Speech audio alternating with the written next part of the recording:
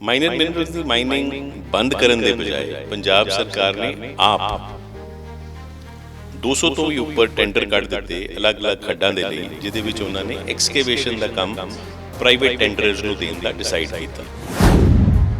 ਜਿਸ ਵਕਤ ਇਹ ਕੇਸ 200 ਟੈਂਡਰ ਕੱਢੇ ਜਾਂਦੇ ਨੇ, ਜਦਕਿ ਇਹ ਸਿੱਧੇ ਤੌਰ ਤੇ ਮਨਾਹੀ ਸੀ ਕਿ ਜਿਹੜੇ ਦਸਤਾਵੇਜ਼ ਜਮ੍ਹਾਂ ਕਰਾਣੇ ਸੀ ਉਹ ਨਹੀਂ ਕਰਾਏ ਗਏ, ਤੇ ਇੱਕ ਹੋਰ ਇਲੀਗਲ ਕੰਮ ਜਿਹੜਾ ਪੰਜਾਬ ਸਰਕਾਰ ਦੇ ਵੱਲੋਂ ਕੀਤਾ ਗਿਆ। ਕੀ ਐਕਸ਼ਨ ਜਿਹੜਾ ਹੈ ਪੰਜਾਬ ਸਰਕਾਰ ਦੇ ਉੱਤੇ ਹੋ ਸਕਦਾ ਹੈ ਕਿ ਕਿਸ ਤਰੀਕੇ ਨਾਲ, ਕਿਉਂਕਿ ਇੱਕ ਇਲੀਗਲ ਕੰਮ ਉਹਨਾਂ ਦੇ ਵੱਲੋਂ ਵੀ ਕੀਤਾ ਗਿਆ ਹੈ।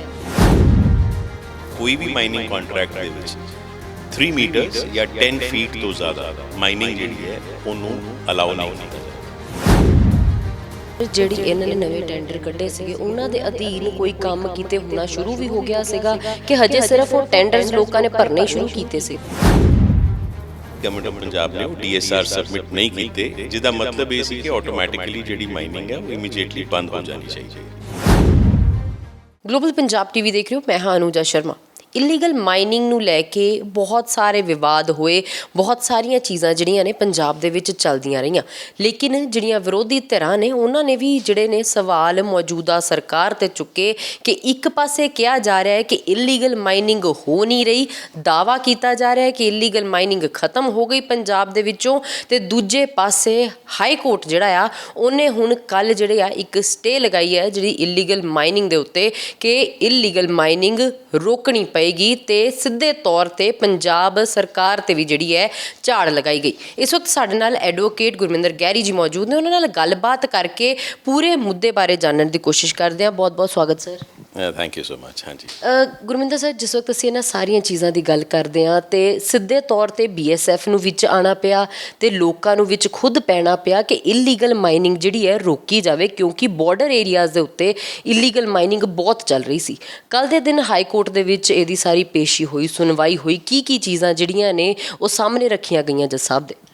ਐਕਚੁਅਲੀ ਜਿਹੜਾ ਪਹਿਲਾਂ ਕੇਸ ਚੱਲ ਰਿਹਾ ਸੀ ਉਹਦੇ ਵਿੱਚ ਮੁੱਦਾ ਇਹ ਸੀ ਕਿ ਇਲੀਗਲ ਮਾਈਨਿੰਗ ਦੇ ਵਿੱਚ ਜਿਹੜੀ ਐਕਸੈਸਿਵ ਮਾਈਨਿੰਗ ਹੁੰਦੀ ਹੈ ਉਹਦੇ ਨਾਲ ਉੱਥੇ ਗਲੀਜ਼ ਅਤੇ ਗੋਰਜਸ ਬਣ ਜਾਂਦੀਆਂ ਨੇ, ਜਿਹੜੇ ਕਿ ਰਸਤੇ ਬਣ ਜਾਂਦੇ ਨੇ ਕ੍ਰਾਸ ਬਾਰਡਰ ਇਨਫਿਲਟਰੇਸ਼ਨ ਦੇ ਲਈ। ਉਹ ਮੈਟਰ ਦੇ ਵਿੱਚ ਆਲਰੇਡੀ ਡਾਇਰੈਕਸ਼ਨਸ ਹੋ ਗਈਆਂ ਸੀ ਕਿ ਉਸ ਏਰੀਆ ਦੇ ਵਿੱਚ ਮਾਈਨਿੰਗ ਨੂੰ ਸਟਾਪ ਕੀਤਾ ਜਾਏ। ਇਹ ਜਿਹੜਾ ਕੱਲ੍ਹ ਕੇਸ ਲੱਗਿਆ ਸੀ ਇਹ ਉਸ ਇਸ਼ੂ ਦੇ ਉੱਤੇ ਹੈ ਕਿ ਵੀ ਨੋਰਮਲੀ ਜਿਹੜੀ ਮਾਈਨਿੰਗ ਹੈ ਉਹਦੇ ਲਈ ਪਹਿਲਾਂ ਕੋਈ ਚੈੱਕ ਐਂਡ ਬੈਲੈਂਸ ਨਹੀਂ ਹੁੰਦਾ ਸੀ। ਉਸ ਤੋਂ ਬਾਅਦ ਗਵਰਨਮੈਂਟ ਆਫ ਇੰਡੀਆ ਨੇ ਨੋਟੀਫਿਕੇਸ਼ਨਸ ਕੱਢੀਆਂ ਜਿਹਦੇ ਵਿੱਚ ਕਿ ਉਹਨਾਂ ਨੇ ਕਿਹਾ ਕਿ ਸੈਂਡ ਮਾਈਨਿੰਗ ਦੇ ਲਈ ਵੀ ਜਾਂ ਮਾਈਨਰ ਮਿਨਰਲਸ ਦੀ ਮਾਈਨਿੰਗ ਦੇ ਲਈ ਵੀ ਸਸਟੇਨੇਬਲ ਅਤੇ ਸਾਇੰਟੀਫਿਕ ਮਾਈਨਿੰਗ ਕਰਨੀ ਜ਼ਰੂਰੀ ਹੈ। ਉਹ ਸਾਇੰਟੀਫਿਕ ਮਾਈਨਿੰਗ ਦੇ ਲਈ ਤੁਸੀਂ ਸਰਵੇ ਕਰਕੇ, ਜਿਹਦਾ ਕਿ ਡਿਸਟ੍ਰਿਕਟ ਸਰਵੇ ਰਿਪੋਰਟ ਦੇ ਹਿਸਾਬ ਨਾਲ ਹੁੰਦਾ ਹੈ, ਉਹਦੇ ਵਿੱਚ ਦੇਖੋਗੇ ਕਿ ਵੀ ਰਿਵਰ ਦੇ ਵਿੱਚ ਕਿੰਨੀ ਰਿਪਲੈਨਿਸ਼ਮੈਂਟ ਆ ਰਹੀ ਹੈ ਮਿਨਰਲ ਦੀ। ਹਰ ਸਾਲ ਜਦੋਂ ਪਾਣੀ ਵਗਦਾ ਉਦੋਂ ਕਿੰਨੇ ਮਿਨਰਲਸ ਆਉਂਦੇ ਨੇ, ਕਿੰਨੀ ਬਜਰੀ, ਕਿੰਨੀ ਸੈਂਡ ਆਉਂਦੀ ਹੈ, ਅਤੇ ਹਰ ਸਾਲ ਤੁਸੀਂ ਕਿੰਨੀ ਕੱਢ ਸਕਦੇ ਹੋ। ਸੋ ਬੇਸਿਕਲੀ ਅਗਰ ਅਸੀਂ ਦੇਖੀਏ ਤਾਂ commercial exploitation of minor minerals ਨੂੰ ਐਨਵਾਇਰਮੈਂਟਲ ਕੰਸਰਨਸ ਦੇ ਨਾਲ ਬੈਲੈਂਸ ਕਰਨ ਦੇ ਲਈ ਇਹ ਸਾਰੀਆਂ ਨੋਟੀਫਿਕੇਸ਼ਨਸ ਕੱਢੀਆਂ ਗਈਆਂ। ਅਤੇ ਪਹਿਲਾਂ ਕੁਛ ਜਿਹੜੇ ਕੰਟਰੈਕਟਰ ਸੀ ਉਹ ਕਈ ਵਾਰੀ ਇਰੈਗੂਲਰ ਜਾਂ ਇਲੀਗਲ ਮਾਈਨਿੰਗ ਦੇ ਵਿੱਚ ਇੰਡਲਜ ਕਰ ਰਹੇ ਸੀ। ਨੋਰਮਲੀ ਜਿਹੜੇ ਲੋਕ ਇਲੀਗਲ ਮਾਈਨਿੰਗ ਵਿੱਚ ਇੰਡਲਜ ਕਰ ਰਹੇ ਸੀ ਉਹ ਲੋਕਲਸ ਜਾਂ ਪੋਲੀਟੀਕਲ ਪੈਟਰਨੇਜ ਵਾਲੇ ਲੋਕ ਕਰ ਰਹੇ ਸੀ, ਜਿਹੜੇ ਕਿ ਵਿਦਆਊਟ ਪ੍ਰੋਪਰ ਸੈਂਕਸ਼ਨ ਮਾਈਨਿੰਗ ਕਰ ਰਹੇ ਸੀ। ਹੁਣ ਜਦੋਂ ਇੱਕ ਗਵਰਨਮੈਂਟ ਆਫ ਇੰਡੀਆ ਨੇ ਅਥਾਰਟੀ ਬਣਾਈ ਹੈ ਸੀਆ, ਦੇ ਵਰ ਸੀਜ਼ਡ ਆਫ ਦੀ ਮੈਟਰ, ਅਤੇ ਉਹਨਾਂ ਨੇ ਗਵਰਨਮੈਂਟ ਆਫ ਪੰਜਾਬ ਨੂੰ ਸ਼ੋ ਕਾਜ਼ ਨੋਟਿਸ ਕੱਢਿਆ ਕਿ ਤੁਸੀਂ ਵਿਦਆਊਟ ਪ੍ਰੋਪਰ DSR ਸਬਮਿਟ ਕੀਤੇ ਅਤੇ ਵਿਦਆਊਟ ਇਨਵਾਇਰਮੈਂਟਲ ਕਲੀਅਰੈਂਸ ਲਏ ਮਾਈਨਿੰਗ ਅਲਾਉ ਕਰ ਰਹੇ ਹੋ, ਅਤੇ ਉਹ ਰੂਲਸ ਦੇ ਅਤੇ ਰੈਗੂਲੇਸ਼ਨਸ ਦੇ ਖਿਲਾਫ ਹੈ। ਗਵਰਨਮੈਂਟ ਆਫ ਪੰਜਾਬ ਨੇ ਉੱਥੇ 4 ਮਹੀਨੇ ਦਾ ਟਾਈਮ ਮੰਗਿਆ ਕਿ ਸਾਨੂੰ 4 ਮਹੀਨੇ ਮਾਈਨਿੰਗ ਕੰਟੀਨਿਊ ਕਰਨ ਦਿਓ ਅਤੇ ਉਸਦੇ ਵਿੱਚ ਅਸੀਂ DSR ਸਬਮਿਟ ਕਰ ਦਿਆਂਗੇ। ਉਹ ਟਾਈਮ April ਦੇ ਵਿੱਚ ਦਿੱਤਾ ਗਿਆ ਅਤੇ August ਦੇ ਵਿੱਚ 24-25 ਅਗਸਤ ਨੂੰ ਉਹ ਟਾਈਮ ਐਕਸਪਾਇਰ ਹੋ ਗਿਆ। ਲੇਕਿਨ ਉਹ ਟਾਈਮ ਐਕਸਪਾਇਰ ਹੋਣ ਤੋਂ ਬਾਅਦ ਵੀ ਗਵਰਨਮੈਂਟ ਆਫ ਪੰਜਾਬ ਨੇ ਉਹ DSR ਸਬਮਿਟ ਨਹੀਂ ਕੀਤੇ, ਜਿਹਦਾ ਮਤਲਬ ਇਹ ਸੀ ਕਿ ਆਟੋਮੈਟਿਕਲੀ ਜਿਹੜੀ ਮਾਈਨਿੰਗ ਹੈ ਉਹ ਇਮੀਡੀਏਟਲੀ ਬੰਦ ਹੋ ਜਾਣੀ ਚਾਹੀਦੀ ਹੈ। ਮਾਈਨਰ ਮਿਨਰਲਸ ਦੀ ਮਾਈਨਿੰਗ ਬੰਦ ਕਰਨ ਦੇ ਬਜਾਏ ਪੰਜਾਬ ਸਰਕਾਰ ਨੇ ਆਪ 200 ਤੋਂ ਵੀ ਉੱਪਰ ਟੈਂਡਰ ਕੱਢ ਦਿੱਤੇ ਅਲੱਗ-ਅਲੱਗ ਖੱਡਾਂ ਦੇ ਲਈ, ਜਿਹਦੇ ਵਿੱਚ ਉਹਨਾਂ ਨੇ ਐਕਸਕੇਵੇਸ਼ਨ ਦਾ ਕੰਮ ਪ੍ਰਾਈਵੇਟ ਟੈਂਡਰਰਸ ਨੂੰ ਦੇਣ ਦਾ ਡਿਸਾਈਡ ਕੀਤਾ। ਉਹ ਸਾਈਟਸ ਦੇ ਲਈ ਅੱਜ ਦੀ ਤਰੀਕ ਦੇ ਵਿੱਚ ਕੋਈ ਵੀ ਕਲੀਅਰੈਂਸ ਜਾਂ ਸੈਂਕਸ਼ਨ ਨਹੀਂ ਹੈ। ਸੋ ਸਾਡਾ ਜਿਹੜਾ ਮੇਨ ਚੈਲੰਜ ਸੀ ਉਹ ਇਹ ਸੀ ਕਿ ਕੰਟਰੈਕਟਰਸ ਛੱਡੋ, ਸਰਕਾਰ ਖੁਦ ਰੂਲਸ ਅਤੇ ਰੈਗੂਲੇਸ਼ਨਸ ਦੇ ਖਿਲਾਫ ਜਾ ਕੇ ਇੱਕ ਮਾਈਨਿੰਗ ਐਕਟੀਵਿਟੀ ਕੈਰੀ ਆਊਟ ਕਰ ਰਹੀ ਹੈ ਫॉर ਕਮਰਸ਼ੀਅਲ ਪਰਪਸਿਸ, ਜਿਹਦੇ ਲਈ ਕਿ ਸੈਂਕਸ਼ਨ ਪ੍ਰੀ ਕੰਡੀਸ਼ਨ ਹੈ ਅਤੇ ਉਹ ਸੈਂਕਸ਼ਨ ਲਏ ਬਗੈਰ ਉਹ ਮਾਈਨਿੰਗ ਕੀਤੀ ਜਾਏਗੀ।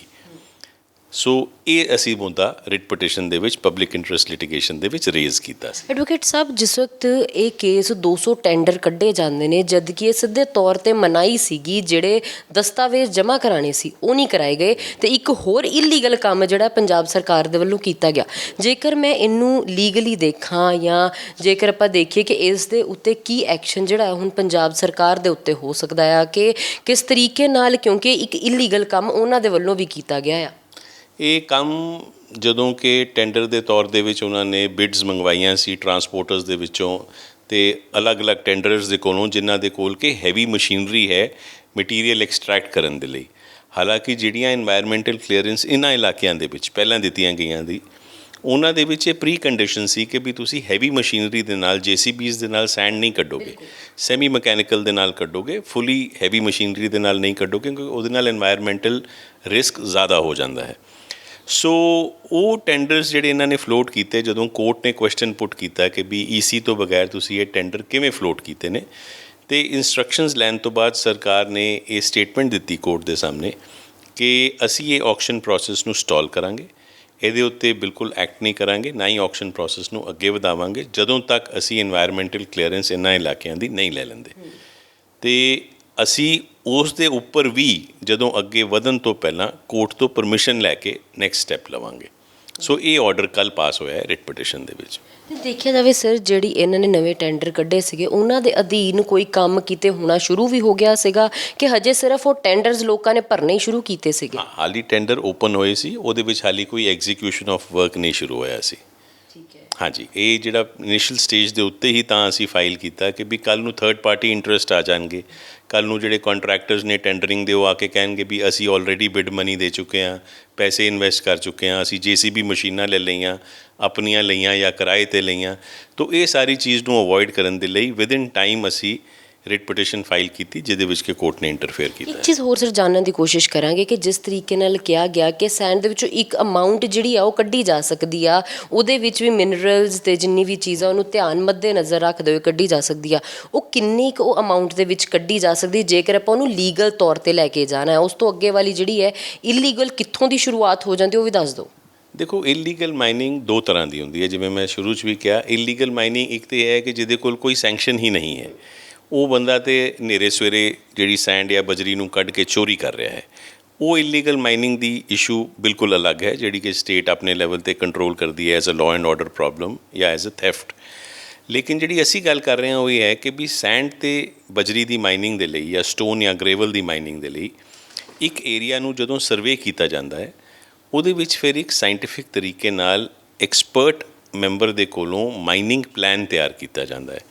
ਉਹ ਮਾਈਨਿੰਗ ਪਲਾਨ ਦੇ ਬਹੁਤ ਸਾਰੇ ਹਿੱਸੇ ਹੁੰਦੇ ਨੇ, ਜਿਹਦੇ ਵਿੱਚ ਕਿ ਸਭ ਕੁਝ ਦੇਖਿਆ ਜਾਂਦਾ ਹੈ ਕਿ ਇਸ ਜਗ੍ਹਾ ਦੇ ਉੱਤੇ ਜੀਓਲੋਜੀਕਲ ਰਿਜ਼ਰਵ ਕਿੰਨਾ ਹੈ, ਇਹ ਕਿੰਨੀ ਡੂੰਘੀ ਜ਼ਮੀਨ ਹੈ, ਕਦੋਂ ਤੋਂ ਇਹਦੇ ਵਿੱਚ ਸੈਂਡ ਬਜਰੀ ਇਕੱਠੀ ਹੋ ਰਹੀ ਹੈ, ਹਰ ਸਾਲ ਕਿੰਨੀ ਨਵੀਂ ਆਉਂਦੀ ਹੈ, ਕਿਸ ਲੈਵਲ ਤੱਕ ਅਸੀਂ ਕੱਢ ਸਕਦੇ ਹਾਂ ਤਾਂ ਕਿ ਉਹ ਜਿਹੜੀ ਹੈ ਅਗਲੇ ਸਾਲ ਜਿਹੜੀ ਸੈਂਡ ਅਤੇ ਬਜਰੀ ਪਹਾੜਾਂ ਤੋਂ ਆਉਂਦੀ ਹੈ ਉਹਦੇ ਨਾਲ ਰਿਪਲੈਨਿਸ਼ ਹੋ ਜਾਏ, ਤਾਂ ਕਿ ਇਹ ਨਹੀਂ ਕਿ ਅਗਰ ਅਸੀਂ ਜਿਹੜੀ ਰਿਵਰ ਹੈ ਉਹਦੀ ਡੂੰਘਾਈ ਅੱਜ 10 ਫੁੱਟ ਹੈ, ਗਾਂ ਅਸੀਂ 20 ਫੁੱਟ ਕਰ ਦਈਏ, ਫਿਰ 40 ਫੁੱਟ ਕਰ ਦਈਏ ਅਤੇ ਪਤਾਲ ਵਿੱਚ ਹੀ ਚਲੇ ਜਾਈਏ। ਉਹ ਚੀਜ਼ਾਂ ਜਿਹੜੀਆਂ ਨੇ ਉਹਨਾਂ ਨੂੰ ਇਲੀਗਲ ਮਾਈਨਿੰਗ ਕਿਹਾ ਜਾਂਦਾ ਹੈ, ਕਿਉਂਕਿ ਕੋਈ ਵੀ ਮਾਈਨਿੰਗ ਕੰਟਰੈਕਟ ਦੇ ਵਿੱਚ 3 ਮੀਟਰਸ ਜਾਂ 10 ਫੀਟ ਤੋਂ ਜ਼ਿਆਦਾ ਮਾਈਨਿੰਗ ਜਿਹੜੀ ਹੈ ਉਹਨੂੰ ਅਲਾਓ ਨਹੀਂ ਕੀਤਾ ਜਾਂਦਾ। ਠੀਕ ਹੈ ਸਰ, ਹੁਣ ਇਸ ਤੋਂ ਅੱਗੇ ਕੀ ਹੈਗਾ? ਅਗਲੀ ਜਿਹੜੀ ਸੁਣਵਾਈ ਆ ਕਦੋਂ ਹੋਏਗੀ, ਅਤੇ ਇਸ ਵਿੱਚ ਪੰਜਾਬ ਸਰਕਾਰ ਦਾ ਕੀ ਹੱਥ ਰਹੇਗਾ ਹੁਣ, ਅਤੇ ਉਸ ਤੋਂ ਇਲਾਵਾ ਕੀ ਕੀ ਚੀਜ਼ਾਂ ਜਿਹੜੀਆਂ ਨੇ ਇਹਦੇ ਵਿੱਚ ਕੀਤੀਆਂ ਜਾਣਗੀਆਂ? ਦੇਖੋ, ਕੋਰਟ ਨੇ ਤਾਂ ਅਗਲੀ ਤਰੀਕ ਜਿਹੜੀ ਹੈ ਉਹ 10 ਨਵੰਬਰ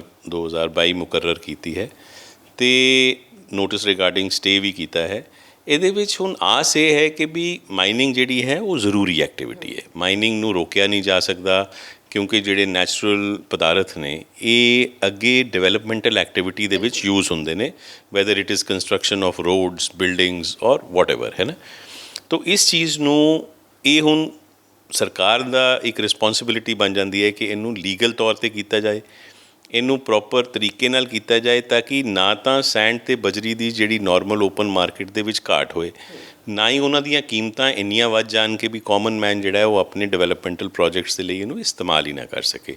ਸੋ ਹੁਣ ਸਰਕਾਰ ਨੇ ਇਹ ਕਿਹਾ ਹੈ ਕਿ ਅਸੀਂ ਡਿਸਟ੍ਰਿਕਟ ਸਰਵੇ ਰਿਪੋਰਟ ਜਿਹੜੀ ਹੈ ਉਹ ਬਣਾ ਕੇ ਉਹਦੇ ਬੇਸਿਸ ਦੇ ਉੱਤੇ ਸੈਂਕਸ਼ਨ ਦੇ ਲਈ ਅਪਲਾਈ ਕਰਾਂਗੇ। ਉਹ ਸੈਂਕਸ਼ਨ ਦੀ ਅਥਾਰਟੀ ਜਿਹੜੀ ਹੈ as per the act notification and supreme court judgements ਉਹ ਸੈਂਟਰਲ ਗਵਰਨਮੈਂਟ ਦੀ ਅਥਾਰਟੀ ਹੈ ਜਿਹੜੀ ਕਿ state environment impact assessment authority ਹੈ।